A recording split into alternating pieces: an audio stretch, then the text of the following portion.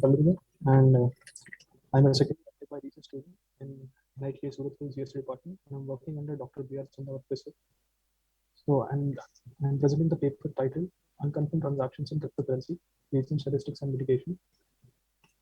So, let's begin with the introduction. So, it's been that the blockchain technology has many applications in the various sectors in the past decade, considering healthcare sector, agriculture, telecommunications, and the cryptocurrency, which is the fundamental that were cryptocurrencies, blockchain technology. On top of it, cryptocurrencies were introduced, and after this, these the formables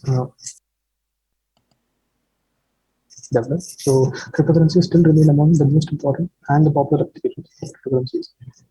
They can be used to in exchange of goods, trading, etc. And still, considering these. Harshal, can you please have the mic closer? It's not audible here. Am I audible now? It's better. Please. Okay. Uh, okay. So the top cryptocurrencies according to the market cap here are Bitcoin and Ether. So Ether is the default cryptocurrency of Ethereum network, which is issued after a specific mining task has been performed. And Ethereum is also used to deploy decentralized applications on its network. So now moving on to transactions in cryptocurrency. Standard cryptocurrency transactions differ from normal digital transactions in a very different way. So they include something called as a proof of work strategy. And after miners are done with their proof of work strategy, they are awarded in the form of cryptocurrencies, or particular cryptocurrencies. This is why these transactions need an additional fee payment for the miner for fast acceptance in the blockchain. So an unconfirmed transaction or a failed transaction, uh, which might result into a loss of users' money that is paid in the form of a transaction fee. So this ultimately might result in compromising the user's experience and hence preventing them from performing user transactions. So our study, our review is specifically focused on cryptocurrency transactions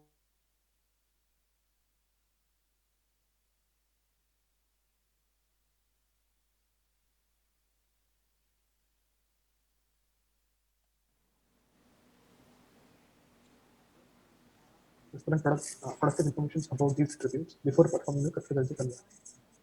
So, so fundamentally, the method of cryptocurrency transaction at the base level it remains same, but uh, uh,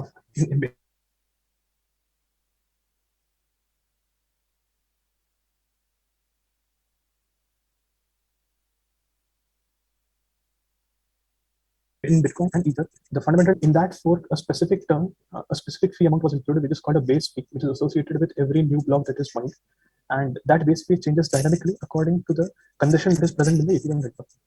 So, according so so that is one of the main important factors. And as you can see here, uh, a tip also called has been provided is provided before Ethereum transaction is performed, so that we can say it is not an important but a contributing factor in deciding the status of a cryptocurrency transaction. So moving on to transaction and network specific attributes here with respect to Bitcoin and Ether. So uh, these three, and with respect to Bitcoin, we have considered. First is the mempool count. A mempool is a holding area for where they wait for a specific amount of time before that transaction has gotten its final acceptance. Second is the transaction fee, and third is the mempool size. Like every transaction has a specific size, and this the number of transactions in the mempool it is directly proportional to the time it takes for a transaction to get accepted finally in the blockchain.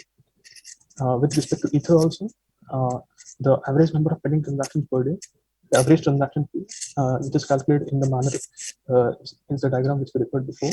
And the third is the average gas price. So the gas price, that's a variable which defines the completion work that is needed to execute a transaction on an Ethereum virtual machine. So, well, so these are Bitcoin transaction statistics with respect for the period of June 2022. So here the numbers that are being displayed are averaged over a 7-day interval in this 30-day period. So if we can, if we can observe this carefully, these graphs show a a noticeable variation in all the statistics that have been presented here. Uh, Opposite, if this was not the case, uh, and the network congestion and the number of cryptocurrency transactions that are waiting in the holding area, if that was constant or it was very low, this we would not have gotten this graph.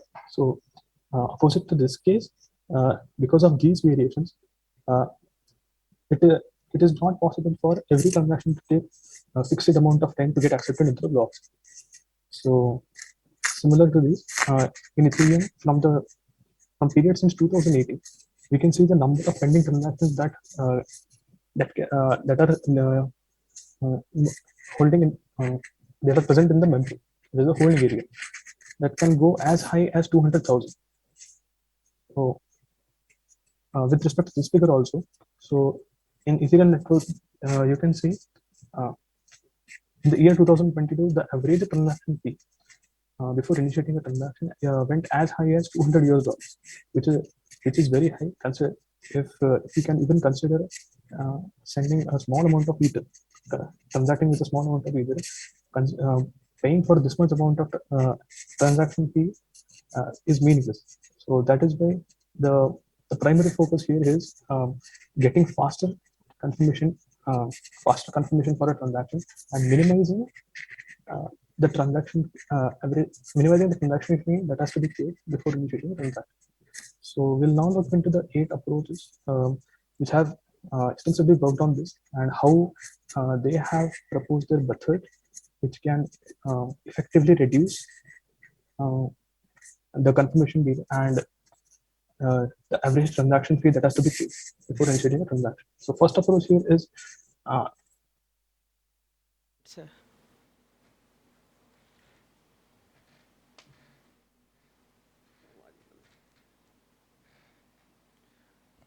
Harshal, please conclude in 2 minutes.